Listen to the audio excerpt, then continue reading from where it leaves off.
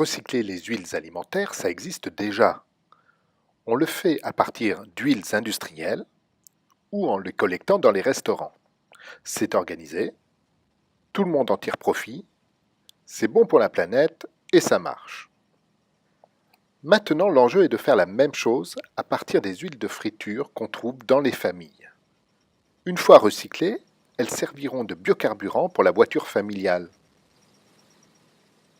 Comme toutes les filières agricoles, elles commencent d'abord au champ. En pleine récolte de colza, nous rencontrons Arnaud Mercier.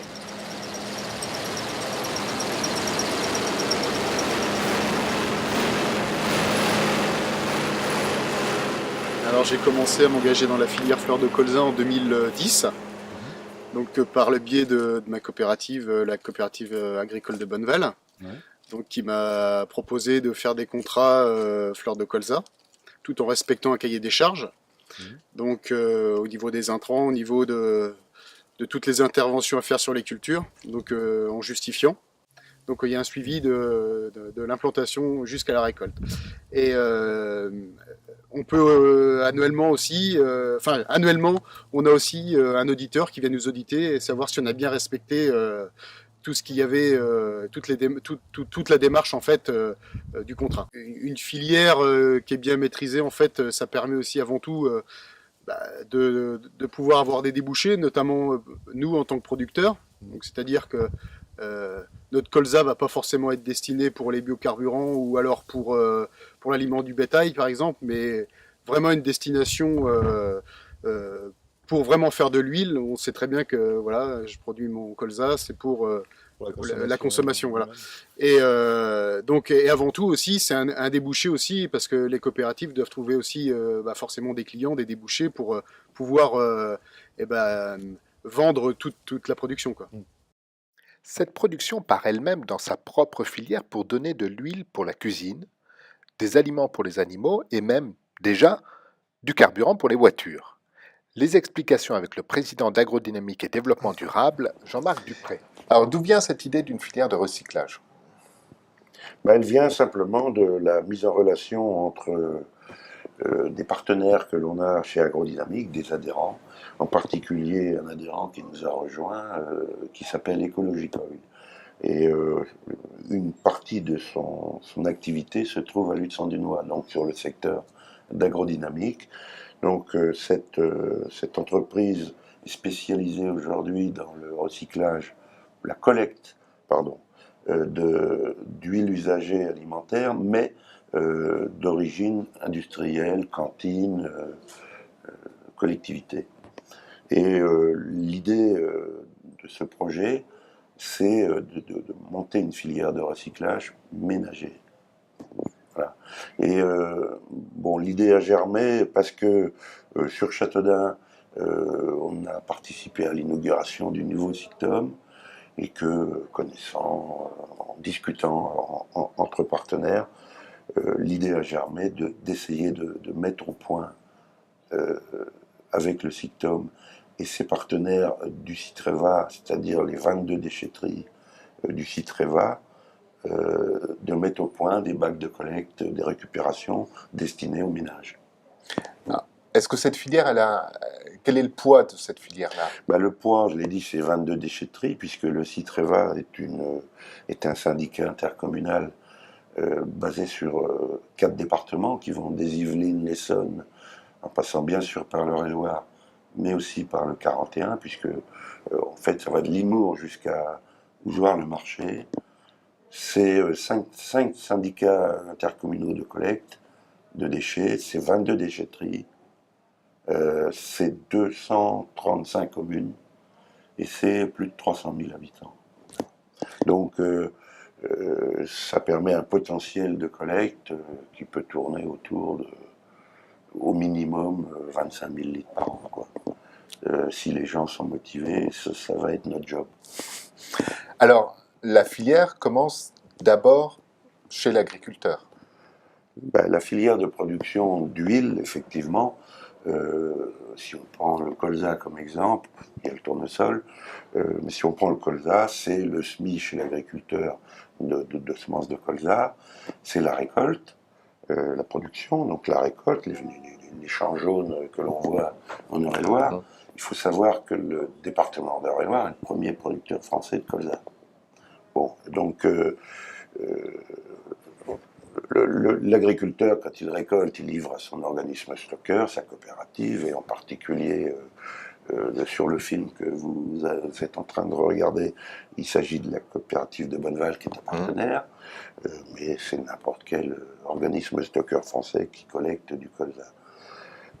Ensuite, eh bien, ce colza, il est vendu beaucoup en France, c'est-à-dire qu'il y a peu d'exportation, et donc c'est une transformation sur place, enfin dans notre pays, à la fois en huile alimentaire, avec le Sieur par exemple, le groupe Avril, la filière par exemple Fleur de Colza, une filière d'excellence tracée, et aussi en grande partie en filière de transformation en ester, c'est-à-dire la filière diester, biocarburant.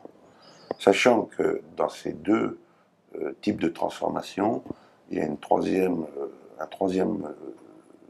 production qui est un coproduit, sont les tourteaux. Les tourteaux servent à alimenter en protéines et un peu en matière grasse, parce qu'il en reste toujours un peu, l'alimentation du bétail, quoi, servent à l'alimentation du bétail. L'idée de cette filière, c'est de reprendre après le consommateur. C'est ça? Voilà, c'est ça, c'était faire une deuxième filière, plutôt d'excellence d'ailleurs, puisque après cette première transformation, première utilisation par l'industrie, par le consommateur final qui peut être l'automobiliste ou le camionneur, il y a aussi l'aspect ménager, et donc les huiles de friture essentiellement, et c'est là que ça nous intéresse, c'est de récupérer ces huiles de friture pour les convertir en une deuxième utilisation, une deuxième vie à ces huiles. Les réintroduire dans la filière de recyclage. Voilà, et l'idée c'est d'en faire à nouveau des biocarburants. Et donc, cette filière, elle a quand même des aspects économiques et environnementaux, alors c'est les deux. Bah, complètement, puisque, bon, bien évident qu'un recyclage va faire tourner des unités, enfin des entreprises qui sont spécialisées dans le recyclage, la logistique, la filtration, et puis ensuite, il va bien falloir des unités de transformation, d'estérification, une activité de chimie, pour en faire du carburant. Et donc, bien sûr, il y a de l'économie. Et puis il y a de l'environnement, c'est bon pour l'environnement. Il y a de l'environnement, il y a encore de l'économie environnementale. Je m'explique. L'environnement, bien sûr, ça évite d'aller jeter ça au fond du jardin, même si ça peut être biodégradable, c'est quand même pas terrible pour l'environnement. Donc, c'est du carbone, du CO2 économisé si c'est retransformé en biocarburant. Et puis, il y a surtout l'aspect environnemental et aussi économique, parce qu'il y a une bonne partie aujourd'hui, et ça c'est quand même pas très bien, de ces huiles usagées de friture qui partent dans le réseau des eaux usées dans les villes ou les villages. Et là, c'est extrêmement polluant et extrêmement coûteux en termes de fonctionnement, de bon fonctionnement de ces stations d'épuration. Donc, Agrodynamique, par cette action, contribue effectivement à développement économique du territoire, mais aussi à l'aspect environnemental et à la sensibilisation environnementale des ménages. Votre action est pédagogique aussi. C'est tout à fait pédagogique. En plus, c'est pédagogique. Et pour ce faire, on a édité des petits flyers qui reprennent un peu tout ce qui vient d'être dit, avec les points de collecte, destinés aux ménages, destinés aux mairies, à toutes les communes du Citreva pour l'instant, parce que j'espère que ça se développera ailleurs. Mais donc ces 235 communes vont avoir à disposition ces flyers pour distribuer à leurs habitants ou éventuellement communiquer dans leurs bulletins communaux qu'il y a des points de collecte pour les huiles alimentaires usagées. Reste à savoir maintenant si le recyclage des huiles alimentaires usagées domestiques peut recevoir l'appui de toute la filière pour passer le stade de l'expérience locale. Pour le savoir, direction le siège du groupe Avril, l'ancien Sophie Protéol, à la rencontre de Julien Coignac, ingénieur de développement durable. La production de biodiesel à partir d'huiles usagées est tout à fait intéressante puisqu'on est dans une logique d'économie circulaire, c'est-à-dire qu'on réutilise les résidus et les déchets de la filière d'huile alimentaire pour en produire de l'énergie. Donc on trouve une nouvelle valorisation à la graine agricole. Enfin, on arrive aussi à réduire l'empreinte environnementale de la filière au complet en trouvant une nouvelle utilisation à la graine. Alors, on a toutefois 3 enjeux importants dans la filière des huiles usagées pour le biodiesel. C'est que les huiles usagées sont dispersées sur le territoire. Il faut donc bien garantir leur disponibilité pour des flux industriels. On va faire ça via des infrastructures logistiques et notamment de collecte. Enfin, dernier point, il faut s'assurer d'une bonne traçabilité pour éviter les risques de fraude liés à ce type de produits. Du tracteur à la voiture, le lien est fait. Le maillon fort de cette chaîne est désormais chez les consommateurs.